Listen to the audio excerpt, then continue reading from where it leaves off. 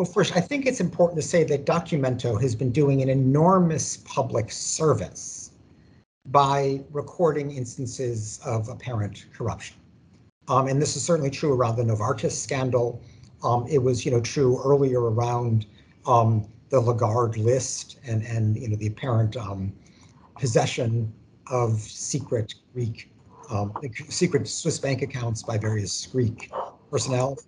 So this is precisely the kind of anti-corruption work that we want from a professional journalism outfit like Documento.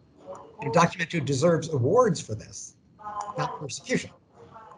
But the Greek government, obviously embarrassed by this kind of reporting about corruption, this sort of reporting about the illegal pushbacks, has been persecuting Documento and its journalists. And this persecution takes various forms. There obviously has been, death threats and the like. We don't know who those come from exactly.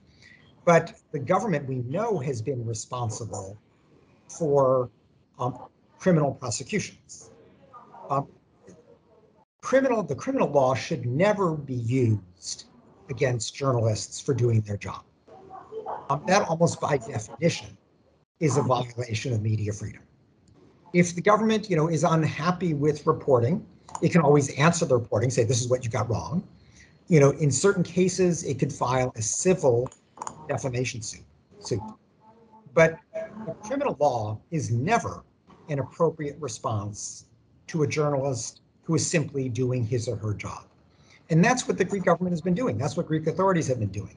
It's fortunate that the Greek courts have been standing up for media freedom in the end, but it shouldn't take that.